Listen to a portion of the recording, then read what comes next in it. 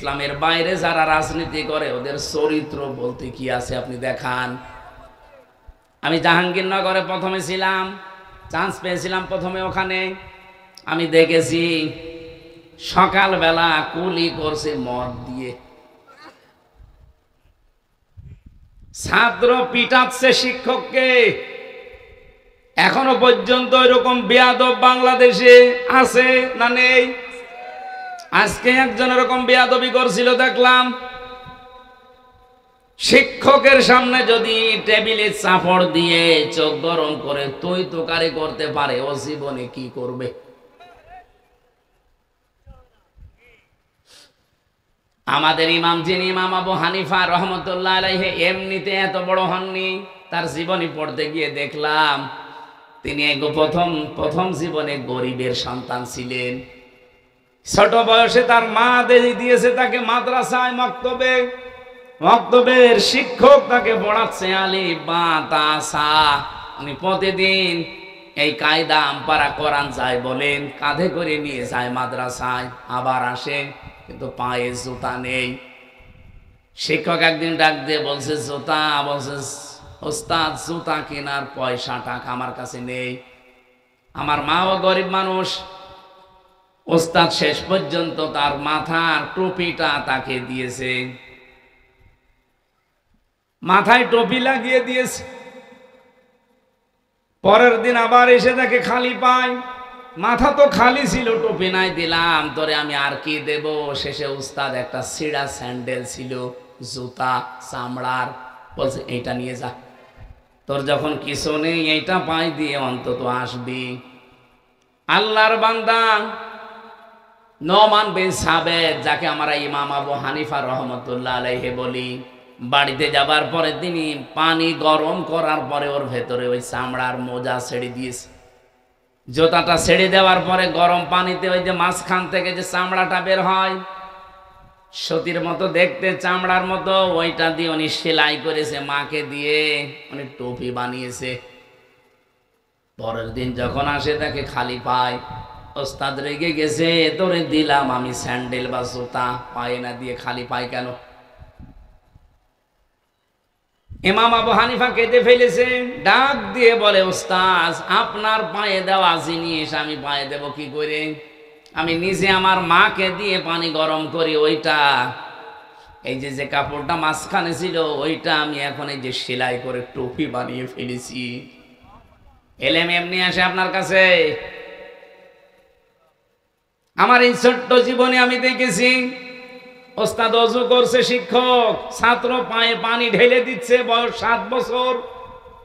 আমি এইটাও দেখেছি বিশ্ববিদ্যালয়ে শিক্ষক ক্লাস নিচ্ছে, ছাত্র জুতা দিয়ে পিটাচ্ছে, বলছে শালা তোরে মেরেই ফেলবো। বাকিটার বললাম না। ছাত্র তো এইটাও ওইটাও, একটা মানুষ হচ্ছে আর একটা জানোয়ার হয়ে গেছে। জানোয়ার যেন আরো তৈরি হয়, সেজন্য গোপন ষড়যন্ত্রের ফাঁদ অনেকে বিছিয়েছে। এই জন্য ক্লাস 1 থেকে 5 পর্যন্ত গানের মাস্টার নিয়েছে, কিন্তু মাওলানা নেয়নি। আমরা চাই আগামী থেকে ডক্টর মোহাম্মদ ইউনূস আপনি যেই কয়দিনই আছেন একটা কিছু করে যান, যেন আপনি অমর হয়ে থাকতে পারেন।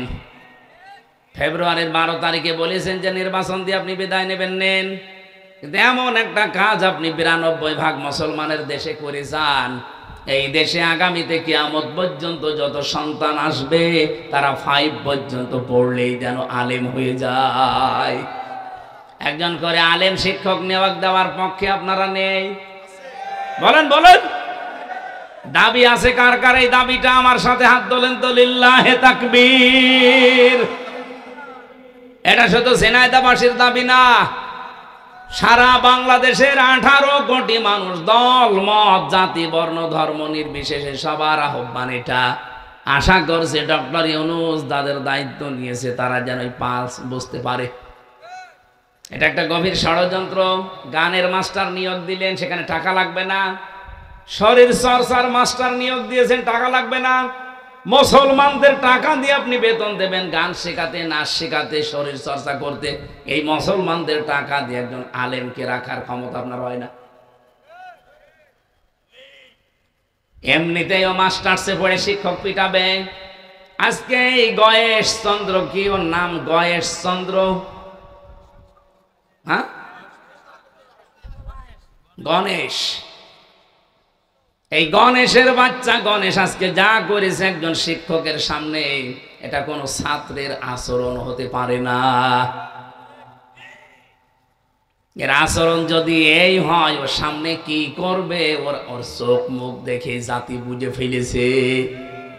আশা করব আপনারা একটা মাজলুম দল যারা সর্বোচ্চ দায়িত্বে আছেন, এরকম বেয়াদব গুলোকে ঘাড়ে ধাক্কা দিয়ে বের করে দিন।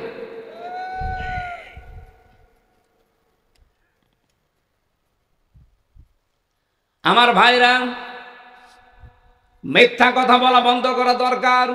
মিথ্যা সকল পাপের মা বা মূল। নবীজি বলেন, আল্লাহ যদি একেবারে সর্বশেষ ফাইনাল রেগে যায় কারো উপরে, যে লোকটা সুদ খায়, জেনায় যায় সুদ নেই, আর ব্যাংকের মাধ্যমে ওগুলো তো আছে। এমনকি এই গ্রাম এলাকায় দেখি টাকা ছেড়ে রাখে, টাকা আসে 1000 টাকা দিয়ে রাখে, 100 টাকা করে বেশি দেয়। ওকে তো জানে এটা সুদ, ও জানে এটা মায়ের সাথে জেনা করার শামিল, তারপরও খায়। আল্লাহ সবচাইতে বেশি রেগে যায় এই জায়গায়। এমন রাগা রাগে আল্লাহ বলেন, ফাইল্লাম তাফআলু ফাআযানু বিহারবিম মিনাল্লাহি ওয়া রাসূলি। সুদের এই ঘোষণা শোনার পরও যদি কেউ ছেড়ে না দেয়, সে যেন আল্লাহ এবং রসুলের সাথে যুদ্ধ করার জন্য প্রস্তুতি নেয়। বলেন নাউজুবিল্লাহ। আমি ফাইনাল জানি না, তারপরও একটু আন্দাজে বলছি, এই এলাকায় যারা টাকা ছেড়ে রেখেছেন, টাকা আসে, এইরকম কোন মানুষ যদি এখানে এসে থাকেন, আপনি এই মুহূর্তে তওবা করেন। আপনি কিন্তু মায়ের সাথে জেনা করে এসেছেন, আবার যে করবেন। কত নিকৃষ্ট কথা আমি বলতাম না, হাদিস এসেছে জন্য বললাম। এরপরেও যদি আপনি সুদের এই টাকা ছেড়ে দিতে না পারেন, আপনার বিবেকে বাধা না দেয়, আপনি আজকে থেকে আর নামাজও পড়ার দরকার নেই। কারণ আপনি এমনিতেও জাহান্নামে যাবেন, অমনিতেও জাহান্নামে যাবেন।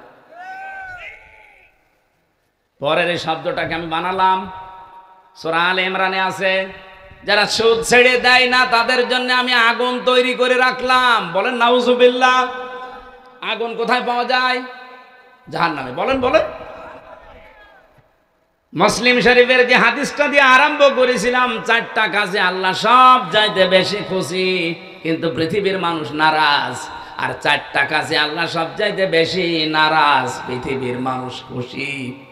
আল্লাহ ওই 4টা কাজে আমাদেরকে পালন করার তৌফিক দেন। এই 4টা কাজ যেগুলো নারাজ, এগুলো জীবনের মতো ছেড়ে দেওয়ার সুযোগ দেন। বলেন আমিন। দরুদ আর সালাম পাঠ করে আমরা চলে যাচ্ছি সূরা আরাফ। এই এদিকে তাকান ভাই, আমরা তেলাওয়াত করেছি সূরা আরাফ থেকে,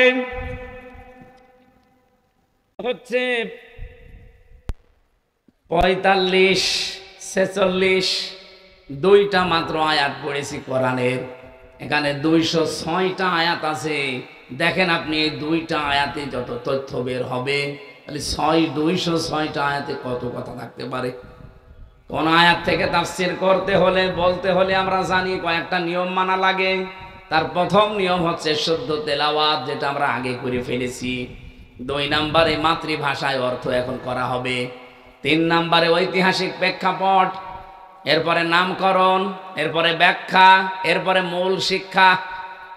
তেলাওয়াত যেহেতু হয়েছে, এবার তাকান, আল্লাহ ডাক দিয়েছেন আদমের সন্তানদেরকে। আমরা আদমের সন্তান কিনা? বলেন বলেন। ইয়া বানি আদামা ইম্মা ইয়াতিয়ান্নাকুম রুসুলুম মিনকুম ইয়াকুসসুনা আলাইকুম আয়াতি। আল্লাহ পাক বলেন, হে বনি আদম সন্তান, ইম্মা ইয়াতিয়ান্নাকুম রুসুলুম মিনকুম, তোমাদের কাছে, তোমাদের মধ্য থেকে রাসূল পাঠিয়েছিলাম। ইয়াকুসসুনা আলাইকুম আয়াতি, আমার আয়াতগুলো তারা তেলাওয়াত করে করে তোমাদেরকে শুনিয়েছে, বর্ণনা করে। এখান থেকে কয়েকটা শিক্ষা আমরা আগে নেই, তারপরে বাকিটা।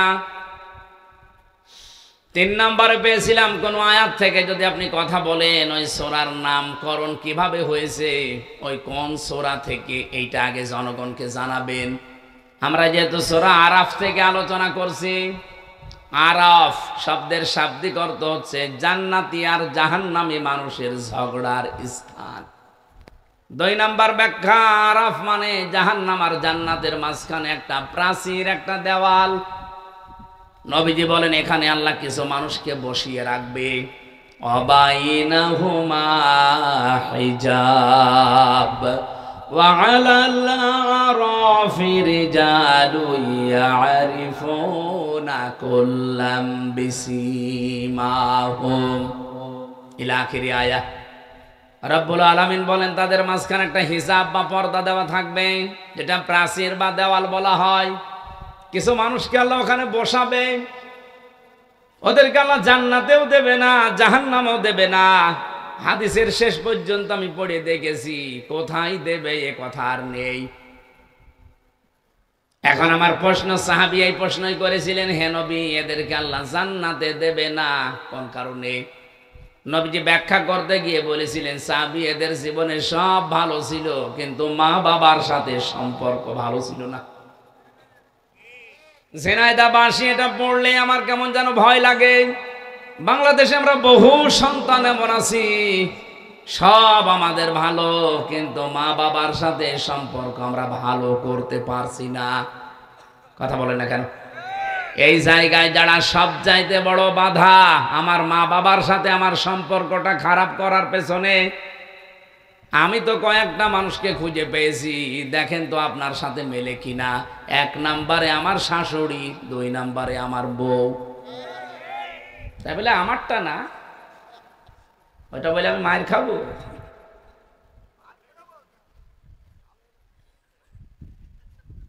সেদিন একটা বৃদ্ধাশ্রমে ঢুকেছিলাম, ওই যে নীলফামারী কিশোরগঞ্জ থানায়।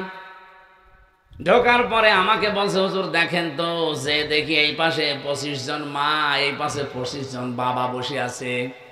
আমার দেখে হাও মাও করে সব কাঁদতেছে, যার কাছে যায় সেই হাত ধরে কাঁদে। বয়স হয়ে গেছে প্রায় 70, 80, 90 এরকম। একজনকে জিজ্ঞাসা করলাম, কি বাড়ি কোথায়, ছেলে মেয়ে কয়টা? বলছে আমার 3টা ছেলে মেয়ে, 2টা থাকে একটা বাইরের দেশে লন্ডনে আমেরিকায়, আর একটা মেয়ে থাকে অস্ট্রেলিয়ায়। আপনি এখানে? ওরা দেশে ছিল, কিন্তু ওদের স্ত্রীর কারণে আমাকে ঘরে রাখতে পারে নাই। ওরা 2 জন বৌমা আধুনিক, তারা বলেছে এই বুড়ি বাড়ি থাকলে তোমাদের কাছে আমরা থাকবো না।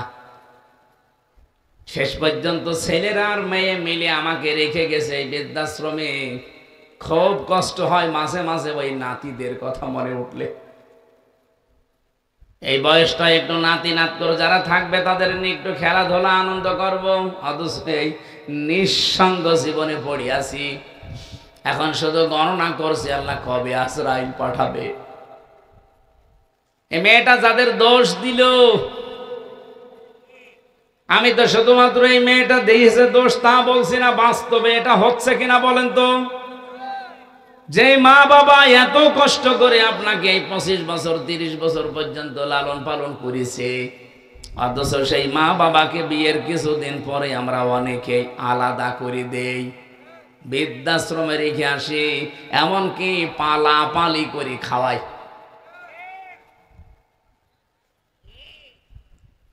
একজন মায়ের পেটে 22টা সন্তান, এতগুলো সন্তান তার পেট থেকে বের হয়, এতটুকু পেটে 22টা সন্তানের জায়গা হয়েছিল, অথচ এই মা এই 22টা সন্তানের বাড়িতে এখন 3 দিন 7 দিন করে পালা পালা করে খায়। আরে ভাই, আপনার তো আরো খুশি হয়ে তাকে নিজের কাছে রাখার জন্য প্রতিযোগিতা করা দরকার, লটারি করা দরকার। প্রত্যেকেই যদি এই লটারি করতো, আমার মনে হয় মা কারো ভাগে না, সারা জীবন একজনের ভাগেই চলে যেত। আমরা পারছি না। আপনি জান্নাতে যেতে পারবেন না, এই জায়গায় দাঁড়িয়ে থাকবেন। আপনার নামাজ ছিল, রোজা ছিল, পর্দা ছিল, ভালো ব্যবহার ছিল, মা বাবার সম্পর্ক আপনি ঠিক রাখেন নাই। আল্লাহ তুমি আমাদেরকে এই সমাজে এরকম অবস্থা থেকে বাঁচাও, বলেন আমিন। বিশ্বনবী বলেন এদেরকে আল্লাহ জান্নাতেও দেবে না। সাহাবী বলেন হুজুর জান্নাতে দেবে না কেন? নবীজি বলেন জান্নাতে দেবে না এ কারণে জাহান্নামে দেবে না। এরা সব কিছু হয়তো কম বেশি অনেক কিছু দুনিয়ায় করেছে, একটা কাজ তাদের জীবনে অ্যাক্টিভ ভাবে ছিল, তারা ইসলামকে প্রতিষ্ঠা করার জন্য আন্দোলন করত। আজ বাংলাদেশ জামাত ইসলামী যেটা করছে, ইসলামকে প্রতিষ্ঠা করার জন্য না শুধু ক্ষমতায় যাওয়ার জন্য। আপনি যতই উল্টা পাল্টা চিন্তা করেন আপনি খারাপ, তাই আপনার চিন্তাও খারাপ।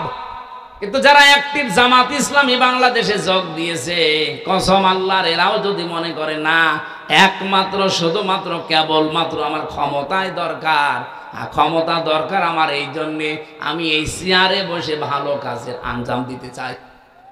কারণ আমি এতদিন দেখেছি এখানে যারা বসেছে এখানে অবৈধ কাজই বেশি হয়েছে, দুর্নীতি বেশি হয়েছে। কিন্তু কয়েকটা মানুষকে তো দেখলাম যারা চেয়ার পাওয়ার পরেও নির্ভেজাল ছিল। মাওলানা মতিউর রহমান নিজামী, কথা বলেন।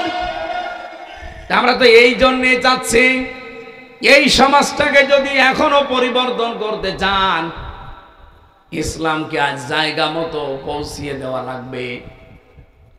কোরআন শরীফে সবচাইতে বেশি যে আয়াতটা আমরা পড়ি, জানি, শুনি, তার নাম তা'মুরুনা বিল মারুফ তানহাউনা আনিল মুনকার।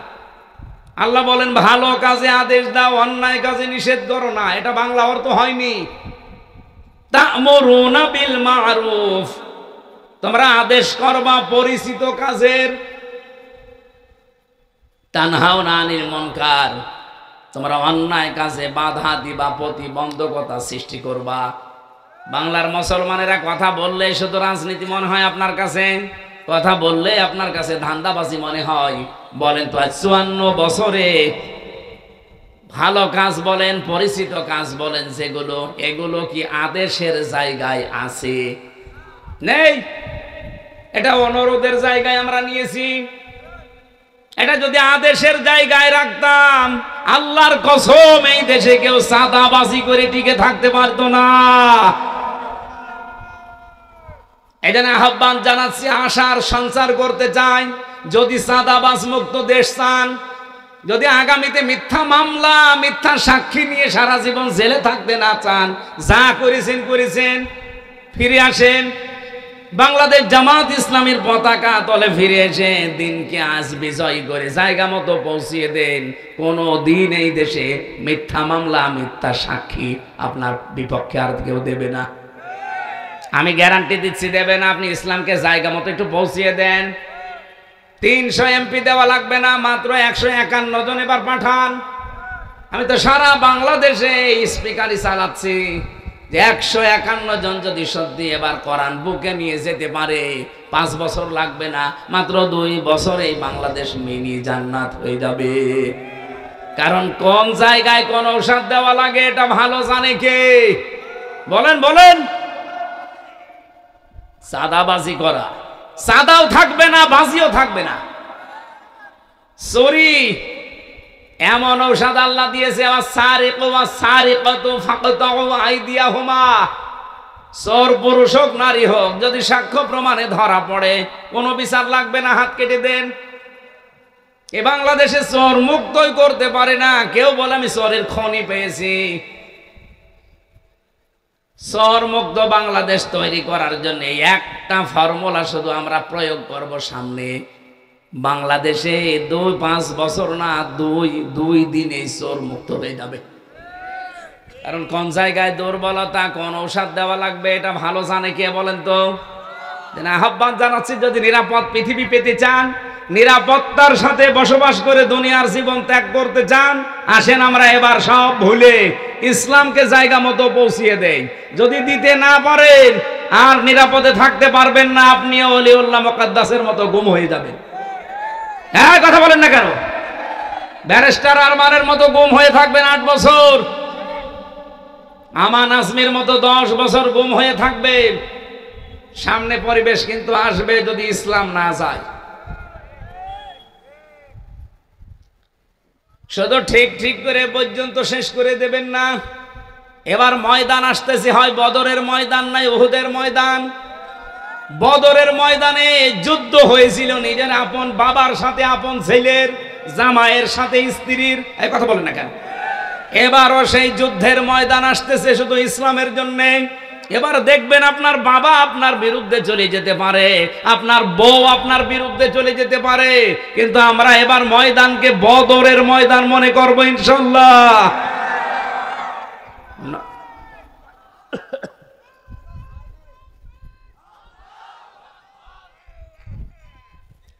আলহামদুলিল্লাহ ভাই, আপনারা কথা ঠিক রাখবেন। এবার রেকর্ড হচ্ছে, সারা দেশে যাচ্ছে, তারাও কথা ঠিক রাখবে আমার বিশ্বাস। কারণ নবীজিও আশঙ্কা করেছিলেন যে বদরে এবার যে যুদ্ধটা নিজের আপন বাবার সাথে ছেলে এক দলে, বাবা আর এক দলে, বউ এক দলে, স্বামী আর এক দলে, এ তো আমার কেমন লাগছে, যাবে তো? সাহাবায়ে কেরাম ঠিক ওইভাবে গিয়েছিলেন, মাত্র 313 জন। আল্লাহ বিজয় দেয়নি? বলেন বলেন। হ্যাঁ, হয়তো কিছু মানুষকে আল্লাহ শাহাদত বরণ করিয়েছে। এবার যদি ওই কাজ করা লাগে, শাহাদত বরণ নিজে করব, 10টাকে জাহান্নামে সাথে করে নিয়ে যাব। এই জন্য আগামীতে যে ভোট যুদ্ধ আসতেছে, আমরা আগেই বলে ফেলেছি, এটা শুধু ভোট না, এটা ভোট যুদ্ধ। যুদ্ধের ময়দানে কেউ যেমন সূরা কিরাত পড়ে যায় না, জিনিসপত্র নিয়ে যায়, সাজসজ্জা সজ্জিত হয়ে যায়। আগামী থেকে এই ভোট যুদ্ধে যদি আমরা বিজয়ী হতে না পারি, এখন তো আর কি অবস্থায় আছেন, 100 গুণ খারাপ অবস্থা অপেক্ষা করছে। আমি আজকে ঝিনাইদহ শহরে বলছিলাম, অনেক আলেম পর্যন্ত এখনো পর্যন্ত অ্যাক্টিভ না, বলছে না, যদি ইসলাম না আসে তখন আমার ইমামতের কি হবে? আপনি ইমামতি নিয়ে আসেন। আর আপনার এইরকম আশঙ্কা তৈরি হয় কেন যে এবার ইসলাম আসবে না? একটা ছেলে যদি এলাকায় বলে বেড়ায় যে আমার বাবার সম্পদ আমি পাই কি না পাই, তাহলে মানুষ তারে পাগল বলবে না? যে তোর বাবার সম্পদ তুই পাবি না মানে এলাকার মানুষ পাবে? যে এই দেশ হচ্ছে মুসলমানদের, 92% মানুষ এখানে মুসলমান। কোরআনের আইন এবার জারি হবে না মানে হতেই হবে ইনশাআল্লাহ।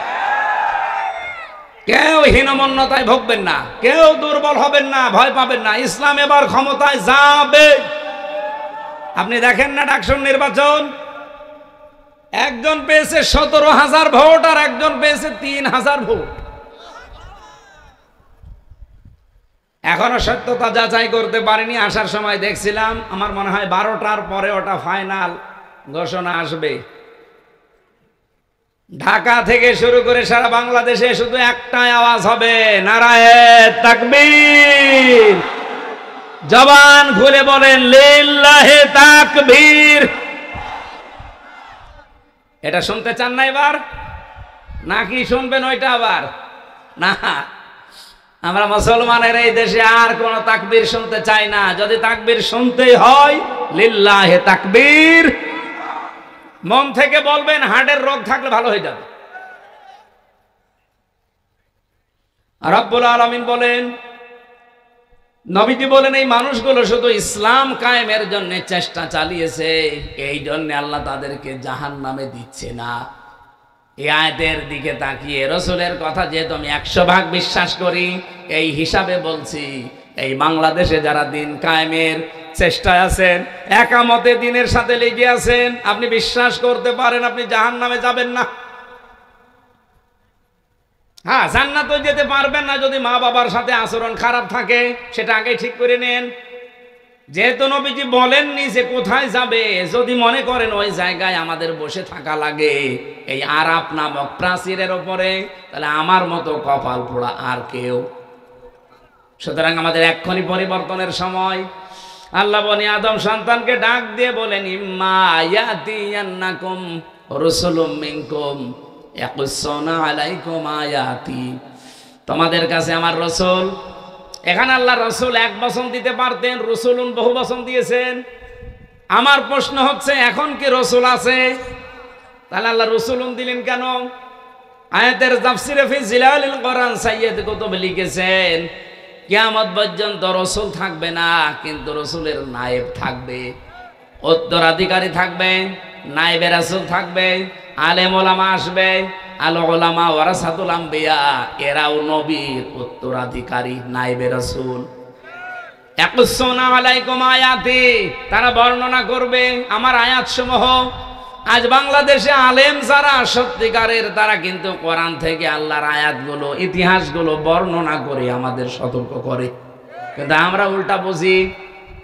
রব্বুল আলামিন বলেন আলেমদের মুখে, নায়েবে রাসূলদের মুখে এই কথাগুলো শোনার পর ফামানিত্তাকা ওয়া আসলাহা, যে ব্যক্তি আল্লাহকে ভয় করার নীতি অবলম্বন করবে আর নিজেকে সংশোধন করে নেবে, ফালা খাউফুন আলাইহিম, কোনো ভয় নেই তাদের জন্য, ওয়ালা হুম ইয়াহজানুন, কোনো চিন্তাও নেই। বলেন সুবহানাল্লাহ। সুতরাং নবীর উম্মতের ভেতরে আমরা যারা শামিল হতে চাই, এই মুহূর্তে নিজেদেরকে আল্লাহর ভয় তৈরি করে থেমে যাওয়া লাগবে। আল্লাহর আয়াতগুলো শুনলে আপনি সঙ্গে সঙ্গে থমকে দাঁড়াবেন, থেমে যাবেন। ওয়াসলাহা, নিজেকে পরিবর্তন করার নিয়তে সংশোধন হয়ে যাবেন। নবীজির হাদিস পড়েছিলাম, কুল্লু উম্মতি ইয়াদখুলুনাল জান্নাহ, আমার প্রতিটি উম্মত জান্নাতে যাবে ইল্লা মান আবা, শুধু আবা বাদ দিয়ে। সাহাবী প্রশ্ন করলেন, মান হিয়া আবা, আবা কি? নবীজি বললেন, মান আতাআনি দাখালাল জান্নাহ, যে ব্যক্তি আমার অনুসরণ করে চলবে পূর্ণাঙ্গ জীবনে, এই লোকটা আমার সাথে জান্নাতি। অমান আসানি ফাকাদ আবা, আর যারা আমার কথা শোনার পর আমার অবাধ্য হয়ে যাবে, পরিবারে আমার অবাধ্য, সমাজে আমার অবাধ্য, রাষ্ট্রে আমার অবাধ্য, রাজনীতিতে অবাধ্য, সব জায়গায় যখন অবাধ্যতা পাওয়া যাবে, ফাকাদ আবা, ওই লোকটাই অস্বীকারী, ওই লোকটাই জাহান্নামী। বলেন নাউজুবিল্লাহ। এত নাম ধরে ধরে, এত সতর্ক করার পরেও যদি কোনো মানুষের বিবেকে ধাক্কা না লাগে, আমার তো মনে হয় এখন আর কোরআন শরীফ, বুখারী শরীফ, মুসলিম শরীফ দিয়ে হবে না। এ জাতির জন্য এখন বুখারী শরীফ লাগবে। আশা করছে আপনাদের বিবেক খুলবে। আপনি এখন থেকেই নিজেকে সংশোধন করার জন্য এই মুহূর্তে সিদ্ধান্ত নেন। দুনিয়া কিন্তু পুরাটা ধোঁকা, একেবারে বাস্তব বলছি। পুরা জীবনের পুরাটা আমার আল্লাহ কোরআনে তুলে ধরেছেন। ইয়ালামু আন্নামাল হায়াতুদ দুনিয়া লাইবু ওয়া লাহবু ওয়া তাফাখুরুম বাইনাকুম ওয়া তাকাসুরুম ফিল আমওয়ালি ওয়াল আওলাদ। হে দুনিয়ার মানুষেরা, ভালো করে জেনে রাখো, পৃথিবীর জমিন পুরাটাই ধোঁকা। স্ত্রী আপনাকে ভালোবাসে, কে বলেছে? আল্লাহ বলছেন না, এটা ধোঁকা। আপনি আজ পরীক্ষা করার জন্য একটু মরার ভান করে থাকেন। আপনি যদি মরার ভান করে মনে করেন মরে গেছে, শ্বাস নিঃশ্বাস একটু কম নেবেন, আপনার স্ত্রীকে যদি এলাকার মানুষেরা বোঝায় যে ছাতা মরে গেছে, মরে তো গেছে, এখন বাইরে না দিয়ে তুমি যে খাটে আছো, খাটের নিচে গর্ত করে মাটি দেওয়া হবে। আল্লাহর কসম, বাংলাদেশে কোনো বউ রাজি হবে? এই তো আমি এটা সবচাইতে বেশি বুঝেছি এবং বিশ্বাস করি জেলখানায় যাওয়ার পর। আমি জানি যে এগুলো পুরাটা ধোঁকা। কারণ এই নির্জন জীবনে একা একা 3টা বছর যখন রাতের বেলা থাকতাম, ভাবতাম যে আল্লাহর এই আয়াত কত সত্য। এজন্য দুনিয়ার এই সত্য জীবন যেহেতু ধোঁকা, আল্লাহর ভাষায়, আমরা যেন এই ধোঁকায় পড়ে আমাদের বিশাল জীবন নষ্ট করে না ফেলি। এমনকি আমি নিজেও। আল্লাহ আমাকে আগে আমল করার তৌফিক দাও, বলেন আমিন। কোন সন্তানাদির পেছনে পড়ে, কোন স্ত্রী, কোন মা বাবার পেছনেও পড়ে আপনি এমন কোন কাজ করতে যাবেন না যেটার দ্বারা আপনার আখিরাত নষ্ট হয়ে যায়। ইয়া আইয়ুহাল্লাযীনা আমানু লা তুলহিকুম আমওয়ালুকুম ওয়ালা আওলাদুকুম আন যিকরিল্লাহ। এই ইমানদার বলে যারা দাবি করো তাদেরকে বলছি, সন্তানাদি আর সম্পদাদি এগুলো যদি তোমাদেরকে আল্লাহর বিধান থেকে, তার জিকির থেকে, স্মরণ থেকে দূরে সরিয়ে দেয়, অমাইয়া ফাল তালিকা ফাউলাইকা হুমুল খাসিরুন, যারা এরূপ করবে আল্লাহ বলেন এরাই ক্ষতিগ্রস্ত। বলেন নাউজুবিল্লাহ। উলাইকা যেহেতু আল্লাহ দিয়েছেন, আমরা যেন এর ভেতরে কেউ পড়ে না যায়। এই মুহূর্তে আমাদের জীবনকে আমরা আল্লাহর ভয় দিয়ে সাজাবো, সংশোধন করে পরিবর্তন হওয়ার নিয়ত করে। ওয়াল্লাযীনা কাযযাবু বিআয়াতিনা, যারা আল্লাহর এই কথাগুলো শোনার পরে মিথ্যা মনে করে, ওয়াস্তাকবারু আনহা, অহংকার করে মুখ ফিরিয়ে চলে যায়, উলাইকা সাহাবুন নার, এরা হচ্ছে জাহান্নামের অধিবাসী, হুম ফিহা খালিদুন, চিরকাল তারা সেখানে থাকবে। এরপরে আল্লাহ ঘোষণা দিয়েছেন উলাইকা ফামান আযলামু মিম্মান ইফতারা আলাল্লাহি কাযিবান আও কাযযাবা বিআয়াতি। পৃথিবীতে বড় জালেম ওইটা যে লোকটা আল্লাহর উপরে এমন দোষ চাপিয়ে দেয়, মিম্মান ইফতারা আলাল্লাহি কাযিবান আও কাযযাবা বিআয়াতি, আল্লাহ সম্পর্কে এমন কথা ধারণা করে বলে বা মিথ্যা প্রতিপন্ন করে তার আয়াতকে, উলাইকা ইয়ানালুহুম নাসিবুহুম মিনাল কিতাব, নির্ধারিত বিধান থেকে তার কাছে কিন্তু তার ভাগ্যে যা লেখা আছে পৌঁছিয়ে যাবে। হাত্তা ইযা জাতুহুম রুসুলুনা ইয়াতাওয়াফাউনাহুম, যখন তার কাছে মরণের ফেরেশতারা চলে আসবে, ক্বালু আইনা মা কুনতুম তাদউনা মিন দুনিল্লাহ, তারা বলবে কোথায় তোমাদের সেই সমস্ত ভগবান, নেতা, খোদা, যারা আল্লাহ বাদ দিয়ে যাদের উপরে ভরসা করেছিলে তাদেরকে নিয়ে আসো। কিয়ামতের কঠিন ময়দানে ওই মানুষগুলো এবার ডাক দেবে, ক্বালু দাল্লু আন্না ওয়া শাহিদু আলা আনফুসিহিম আন্নাহুম কানু কাফিরিন। এই কথা কি বানানো? বিশ্বাস করেন 100% সত্য কথা। রব্বুল আলামিন বলেন, ক্বালু, সবাই মিলে বলবে, দাল্লু আন্না, আমাদের থেকে আজ তারা উধাও হয়ে গেছে। যারা আদর্শ মেনে চলতাম তাকে আর সামনে পাচ্ছি না, যাকে আমি সব কিছুর উপরে রাখতাম সে আমার সামনে আজ নেই। শাহিদু আলা আনফুসিহিম, আমি সাক্ষী দিচ্ছি, স্বীকার করছি আমি জুলুম করেছি আমার উপরে, আন্নাহুম কানু কাফিরিন, আমি কাফের ছিলাম।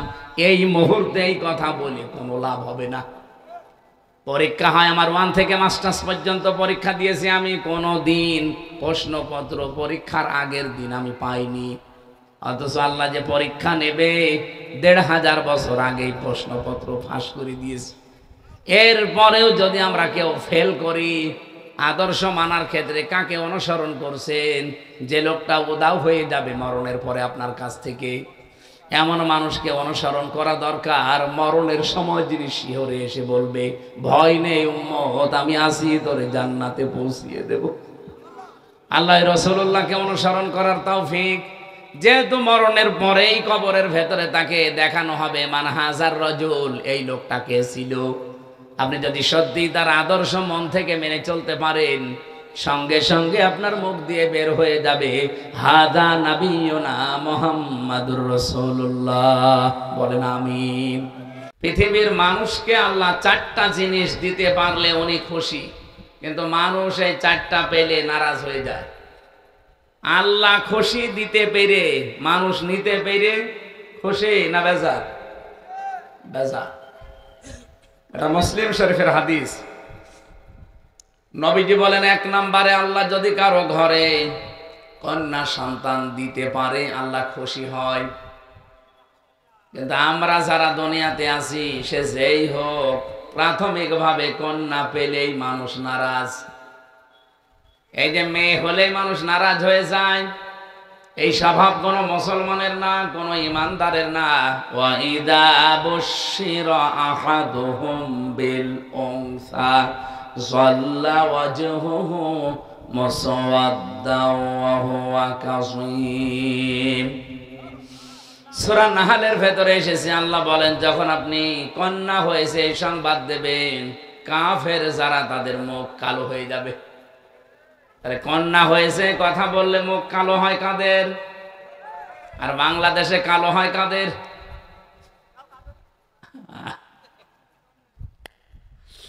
আপনি টের পাচ্ছেন আল্লাহ আপনার উপরে খুশি হয়েছেন, এই জন্য এটা দিলেন। নবীজি বলেন, আল্লাহ পাক যদি কাউকে একটা কন্যা দেয়, সে যেন বিশ্বাস করে আল্লাহ তার জন্য একটা জান্নাত বরাদ্দ করে রেখেছেন। কিন্তু কি বললাম? কিন্তু কি 4টা শর্ত পূরণ করা লাগবে এই মেয়েটার পেছনে। 1 নম্বরে, মেয়েটা যখন দুনিয়াতে আপনার ঘরে আসবে আপনি খুশি হবেন। 2 নম্বরে তার পেছনে খরচ করবেন, 3 নম্বরে তাকে দ্বীনের শিক্ষা দেবেন, 4 নম্বরে সৎ পাত্র দেখে পাত্রস্থ করবেন। আল্লাহ পাক শুধু জান্নাত না, ইলা ইয়াউমিল কিয়ামা, কিয়ামত পর্যন্ত তার রহমত আপনার সাথে রাখবে। সিস্টেম রাত পাল্টিয়ে ফেলেছি। মেয়ে হলে খুশি, প্রথমটাই নেই, বেজার হয়ে যায়। আমি কোরআনে মেয়ে লোকের আলোচনা যত জায়গায় পড়েছি, দেখেছি আল্লাহ ছেলে এবং মেয়ের কথা বলতে গেলে আগে মেয়ের নাম দিয়েছেন। ইয়াখলুকু মা ইয়াশাউ ইয়াহাবু লিমান ইয়াশাউ ইনাসা ওয়া ইয়াহাবু লিমান ইয়াশাউ যুকুর ইলা আখিরি আয়াত। সূরা শুরা এসেছে, তিনি সৃষ্টি করেন, যাকে ইচ্ছা কন্যা দেন, যাকে ইচ্ছা পুত্র দেন। আপনি চিন্তা করে দেখেন, আল্লাহ আয়াত শুরু করার প্রথমেই মেয়ে লোকের নাম নিলেন। আল্লাহ যাকে ইচ্ছা মেয়ে দেন, যাকে ইচ্ছা ছেলে দেন। কেন আল্লাহ আগে যাকে ইচ্ছা ছেলে দেন মেয়ে দেন বলতে পারতেন না? মুফাসসির বলেন আল্লাহ মেয়ের নাম আগে নিয়েছে এই জন্যে আল্লাহ পাক নিজেই মেয়েদের পক্ষে। বলেন সুবহানাল্লাহ। বিশ্বনবী জানিয়েছেন, এই পৃথিবী আমার কাছে কিছুই ভালো লাগে না, 3টা জিনিস আমার কাছে প্রিয়, ভালো লাগে, পছন্দ হয়। 1 নম্বরে নামাজ, 2 নম্বরে সুগন্ধি, 3 নম্বরে মেয়ে মানুষ। এখানে মেয়ে লোক বলতে গিয়ে নবী ইমরাতি একালিফ টান দিয়েছেন। মেয়েদের ভেতরে আমার কাছে ভালো লাগে, পছন্দ হয়, মায়া লাগে আমার নিজের স্ত্রী। আমাদের কাছে অনেকের নামাজ ভালো লাগে, অনেকের কাছে সুগন্ধি ভালো লাগে, অনেকের কাছে স্ত্রীও ভালো লাগে, নিজেরটা ছাড়া অন্যেরটা। নাউজুবিল্লাহ। মানে আজ যে পরকীয়া প্রেম হচ্ছে কি এমনি হয়? নিজেরটা ছাড়া অন্যেরটা যখন বেশি ভালো লাগে তখনই তো মানুষ লাইন করে। কথা বলে না কেন? এলাকায় আছে কিনা জানি না, যদি থাকে এই মুহূর্তে আপনি তওবা করা লাগবে। যারা এরকম লাইনে আছেন এই মুহূর্তে এটা বাদ দেওয়া লাগবে, নয়তো আস্তে আস্তে আপনার চেহারার যে এর ভেতরে যে নূর আল্লাহ দিয়েছে, যারা পরকীয়া প্রেমে লিপ্ত থাকে তাদের চেহারার নূর নষ্ট হয়ে যায়। 2 নম্বরে তাদের রিস্কের বরকত আল্লাহ কমিয়ে দেয়। 3 নম্বরে এই লোকটা যখন মারা যাবে ঈমান পাবে না, বেঈমান হয়ে মরবে। এত বড় ভয়ঙ্কর কথাগুলো শোনার পরে কারা এই পাপ ছেড়ে দিতে রাজি আছেন? হাত তোলেন তো।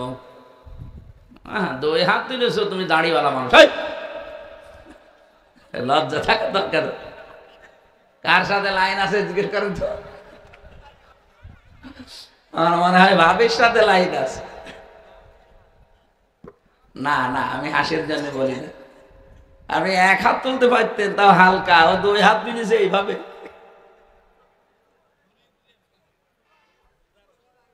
যদি কেউ থেকে থাকেন আশা করছি ওনার মতো ছেড়ে দেবেন। বিশ্বনবী জানিয়েছেন, কোন ঘরে যদি একটা আল্লাহওয়ালা মেয়ে লোক থাকে, ওই বাড়িওয়ালা যেন বিশ্বাস করে জান্নাতের একটা টুকরা আল্লাহ তাকে দিয়েছে। এখানে যারা বাবা আছি, মেয়ের বাবা, এই যে 4টা কথা বললাম, যেটা করলে কিয়ামত পর্যন্ত, শুধু ইলা ইয়াউমি, ইলা দুনিয়া পর্যন্ত নবী দেননি, ইলা ইয়াউমিল কিয়ামা, কিয়ামত পর্যন্ত আল্লাহর দয়া রহমত তার উপরে থাকবে।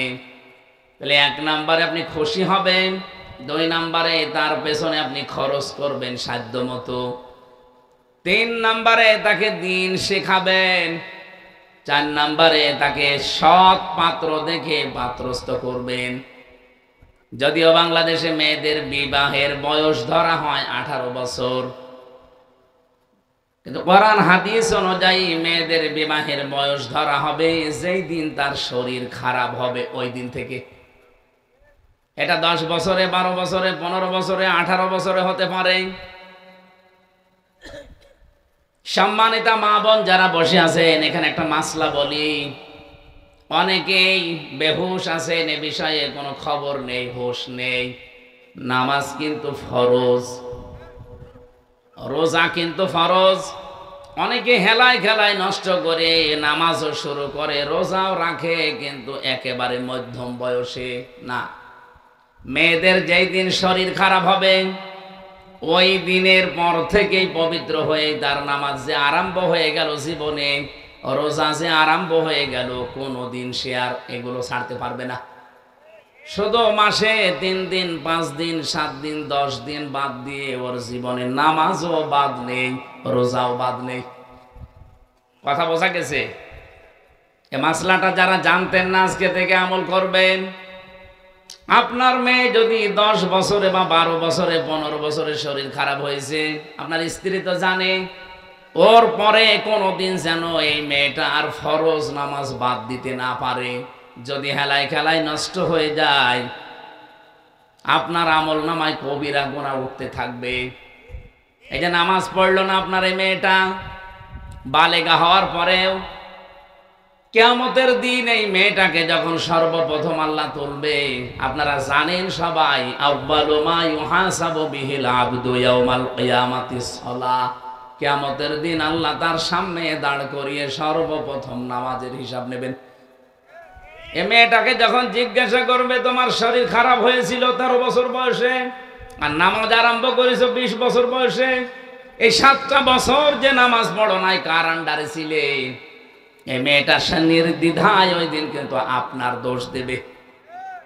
কথা বলেন না কেন? নির্দ্বিধায় বলবে, ওয়াকালাল্লাযীনা কাফারু রব্বানা আরিনাল্লাযাইনি আযাল্লানা মিনাল জিন্নি ওয়াল ইনস নাজআলুহুমা তাহতা আকদামিনা লিয়াকুনা মিনাল আসফালিন।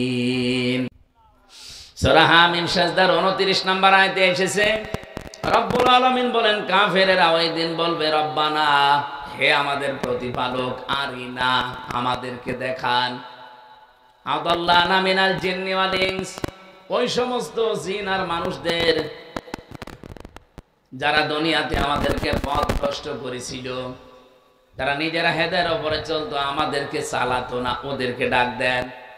এখানে ডাক দেন বলতে ডাক দেওয়া হবে সর্বপ্রথম তার গার্জিয়ান, মা আর বাবা, বড় ভাই, এদেরকে। রাব্বুল আলামিন ব্যাখ্যা দিচ্ছেন নিজে কিভাবে কি করবে জানো।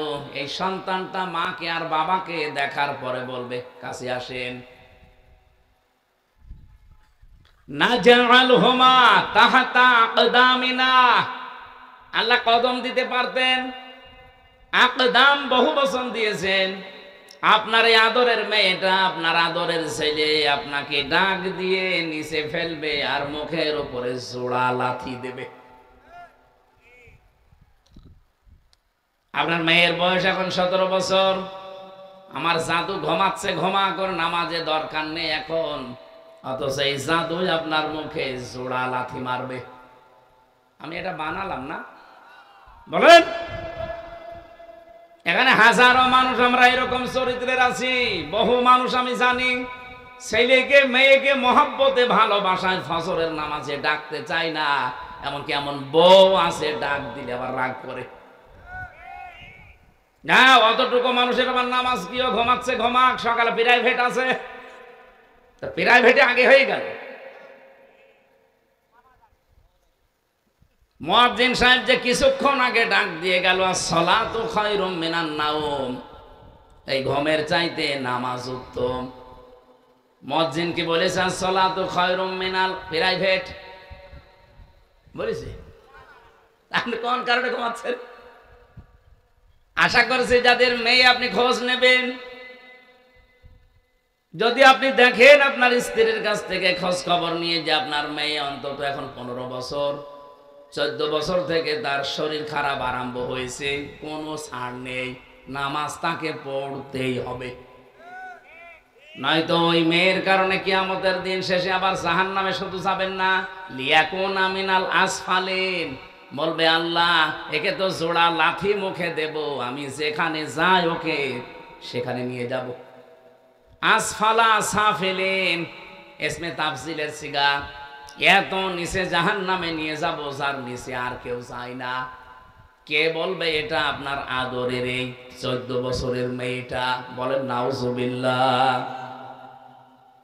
নবীজি এজন্যে জানিয়েছেন মেয়ে যখন আসবে খুশি হবা, কারণ 4 জন ফেরেশতার সঙ্গে সঙ্গে ওই ঘরের ভেতরে এসে বলে এই দুর্বল দেহটা একটা দুর্বল দেহ থেকে বের হয়ে এসেছে, এই মেয়েটাকে যা আদর করবে, দিন শেখাবে, সৎ পাত্রে পাত্রস্থ করতে পারবে, কিয়ামত পর্যন্ত আল্লাহর রহমতের ফেরেশতাদের দোয়া তার সাথে থাকবে। এই জন্য আল্লাহ কোনো বাড়িতে যদি মেয়ে দেয় আল্লাহ খুশি। আল্লাহ বলেন আমি আরেকটু যখন খুশি হয় ওই বান্দার উপরে, তখন তাকে রোগ আর ব্যাধি দেই। অথচ এইটা পেলে আমরা নারাজ। আপনি কি জানেন আপনার শরীরে ফোট বের হয়? এই ফোট বের হওয়ার কারণে আপনার পাপ মাফ হয়। শরীর যে গরম হয়, জ্বর হয়, এই জ্বরের কারণে আপনার গোনা মাফ হয়ে যায়। আপনি হোঁচট খেয়েছেন, একটু ব্যথা লেগেছে, রক্ত বের হয়ে গেছে, যা পেয়েছেন কষ্টটা, এর কারণে আপনার একটা পাপ মাফ হয়ে গেছে। এই জন্য মমিনের কাছে যদি রোগ আর ব্যাধি আসে, আল্লাহ বলেন আমি তার উপর আর একটু বেশি খুশি, এই জন্য তাকে মাফ করার এই চিন্তা। কিন্তু আমরা নারাজ হই অনেকেই।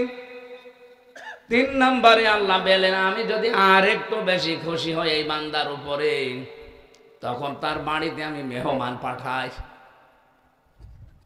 কিন্তু এখানে আমরা যারা আছি, যে আছি না কেন, মানুষের যে আচরণ স্বভাব সুলভ, মেহমান দেখলে খুশি হওয়া দূরের কথা, অধিকাংশ মানুষ নারাজ। আল্লাহ বলেন আমি মেহমান পাঠালে একটু বেশি খুশি হই, আর আমরা নারাজ হয়ে যাই। 4 নম্বরে যখন বান্দার উপরে একেবারে খুব বেশি খুশি হয়ে যায়, ফাইনাল, তখন আমি সেই এলাকায় বৃষ্টি নাজিল করি।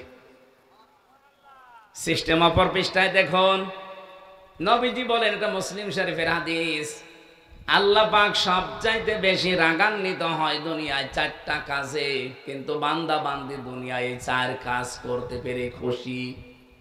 1 নম্বরে মানুষ খুশি হয় যৌতুক পেয়ে, আর আল্লাহ নারাজ হয় এইটা দেখলে। এসে নাই দায় যৌতুক নেই। পাশের জেলা আমার কুষ্টিয়া, সংস্কার যখন আরম্ভ হয়েছে, এই 2 মহিলা এতদিন আমাদের মাথার উপরে ছিল, যৌতুক নামে মানবতার সাথে এই মহা কৌতুক আজও বন্ধ করতে পারে নাই। এখন যিনি আছেন তিনিও পারছে না। আশা করছি আগামীতে ইসলাম আসলে এই যৌতুক ঝাঁটা পিটাই করে বিদায় করা হবে। এখানে মনে হয় যৌতুক খাওয়া কেউ নেই। অনেক সন্তান খেতে চায় না, বাধ্য হয় তার বাবা আর মায়ের কারণে। এ বাবা বানা এটা ডাইনি। আমার তো যতটুকু কোরআন হাদিস পড়ে আমি পেয়েছি, কেউ যদি যৌতুকের টাকা খাওয়ার ইচ্ছা করেন, এই ইচ্ছাকে দাবিয়ে রাখার জন্য আপনি নিজের পায়খানা নিজে খেয়ে ফেলবেন। নাউজুবিল্লাহ বলেন কেন? আপনি যদি এইটা শুনে নাউজুবিল্লাহ বলেন, পায়খানা খেলে একটা গুনাহ হয় মাত্র, আর যৌতুকের টাকা নিলে ডবল গুনাহ হয়। 1 নম্বরে কবিরা গুনাহ, 2 নম্বরে জুলুমের গুনাহ। যারা এই কাজ করছেন আপনারা বন্ধ করেন। বিশেষ করে এই যে বরযাত্রী যাওয়া মেয়ের বাড়িতে, এর মতো ছোট লোকই কাজ কারবার দুনিয়ায় আর হয় না। কোন কারণে বরযাত্রী যান? এটা এসেছে হিন্দুদের সংস্কৃতি থেকে, অথচ ইসলাম থেকে যেটা এসেছে, এখানে অধিকাংশ মুসলমান এই কাজ করে না। সেটার নাম অলিমা। কি মুসলমানেরা বিয়ে করবে কি বরযাত্রী না অলিমা? এখানে কারা অলিমা করেছেন হাত তোলেন তো। এই আন্দাজে হাত তো, অলিমা বসো।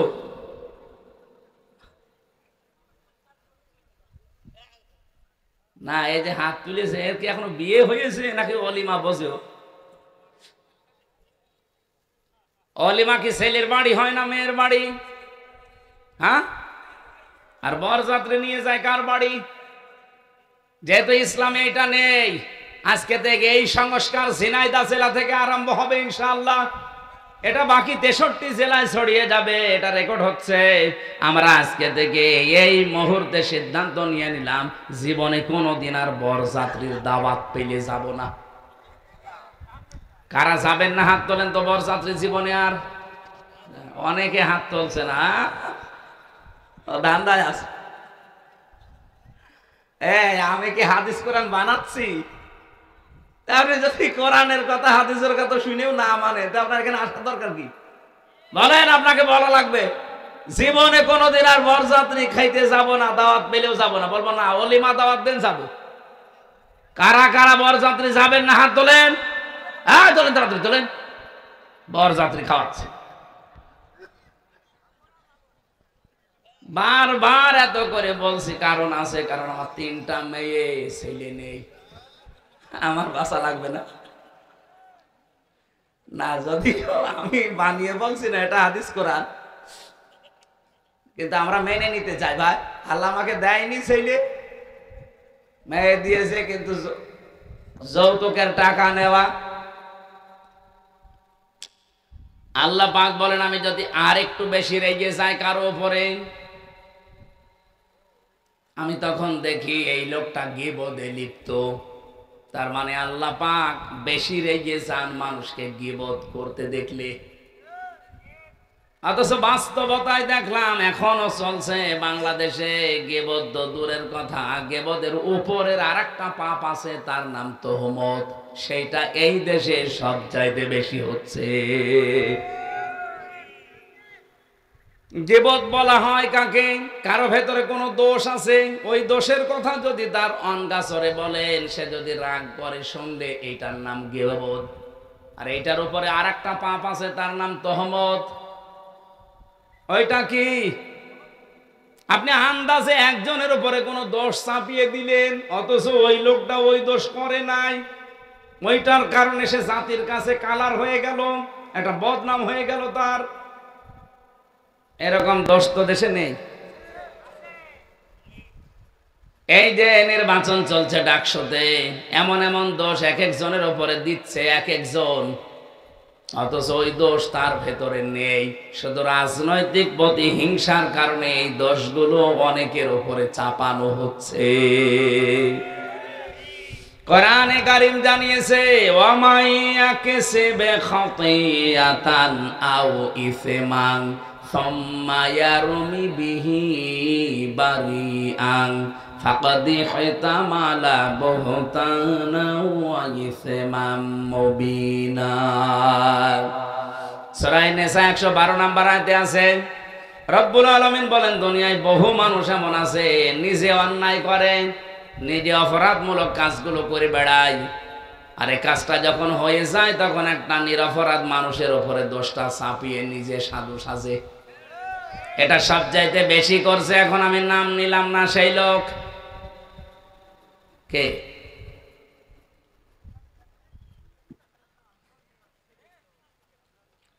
সবচাইতে বেশি করছে এখন এই লোক, নাম নিলাম না কোন লোক, সেই লোক। আশা করছি সে বুঝবে, সে যেন থামে। আপনি সাদিক কায়েমের উপরে, ফরহাদের উপরে এমন এমন দোষ চাপিয়ে দিচ্ছেন, ওই বিষয়ে কি তারা কিছু জানেই না? বিশ্বাস করেন আল্লাহর কসম, যে দোষ তাদের উপরে চাপিয়ে জাতির সামনে তাদেরকে কালার করতে চাচ্ছেন, বদনাম করতে চাচ্ছেন, ওই দোষ তো তারা করে নাই। ওই দোষ আপনাকে দিয়ে আল্লাহ দুনিয়ায় করাবে, এরপরে আপনার মরণ হবে। আপনি লাঞ্ছনা গঞ্জনা অপমানের শিকার হবেন দুনিয়ায়, আপনি দেখবেন কি হয় আপনার। পৃথিবীতে এটা চির সত্য, ধ্রুব সত্য কথা, দুনিয়ায় যে ধরনের অপরাধ করে না, তার উপরে যদি ওই অপরাধ কেউ চাপিয়ে দেয়, মহান আল্লাহ তাকে দিয়ে ওই অপরাধ আগে করায়। হাসিনা এই দেশে 15.5 বছরে বহু আলেমের উপরে এমন মিথ্যা তহমত চাপিয়ে দিয়েছিল, যে বিষয়ে আলেমরা জানতই না। কথা বলে না কেন? আরে ভাই, আমি নিজে তো ভিকটিম। আমার উপরে দেশ চাপিয়ে দিয়েছিল যেটা, ও বিষয়ে আমি জানতামই না। আমার জঙ্গি মামলা দিয়েছিল, আমি নাকি আনসারুল্লাহ বাংলা টিমের সারা বাংলাদেশের প্রধান, অথচ ছাতা যে কি আমি আজ পর্যন্ত জানি না। অথচ আল্লাহ এমন একটা বাতাস ঘুরিয়ে দিয়েছে, সারা পৃথিবীতে এখন সব চাইতে বড় জঙ্গিদের তালিকায় হাসিনা। ওর মতো ফ্যাসিস্ট যারা, তাদেরকে আল্লাহ দুনিয়া থেকে ওইভাবে বিদায় দিচ্ছে।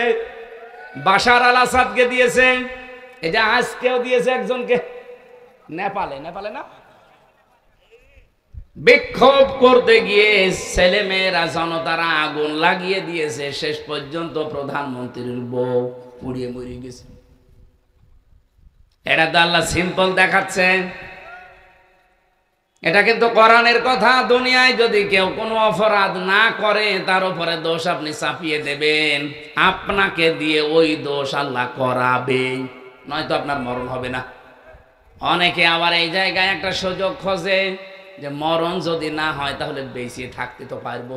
কত বড় শয়তান বলে। তাহলে আল্লাহ নারাজ হয় কখন? যখন দেখেন এই লোকটা গীবত করছে। আল্লাহ সবচাইতে রেগে যায়, এর উপরে আর একটা আছে।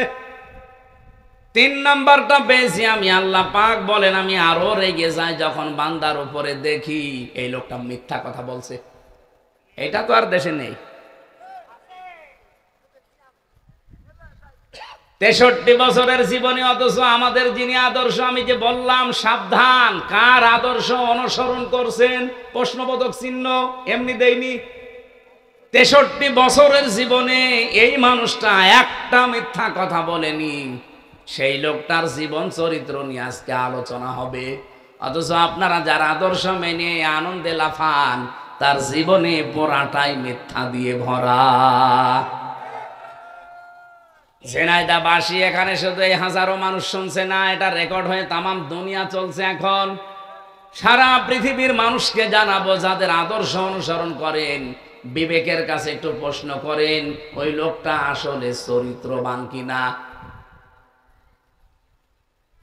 যদিও অনেকের রাগ হয় বলে ডাইরেক্ট বলা দরকার কি, আপনি গোপন রাখতে পারেন না। না, সত্য কোনোদিন গোপন থাকে না। বাংলাদেশে এখন চরিত্রবান সত্যই মানুষ যদি ছাত্র সংগঠনে আপনি খুঁজতে চান, ইসলামপন্থী ছাত্র সংস্থা ছাড়া আপনি খুঁজে পাবেন না। যারা ইসলাম দিয়ে রাজনীতি করে আপনি দেখেন, সে যারাই হোক, যারা ইসলাম দিয়ে রাজনীতি করে, সে ইসলামী ছাত্র শিবির হোক, ইসলামী ঈশা ছাত্র আন্দোলন হোক, আর অন্যান্য যত দল আছে, যারা ইসলাম দিয়ে রাজনীতি করে, এই ছেলেদের চরিত্র এখনো পর্যন্ত ঠিক আছে।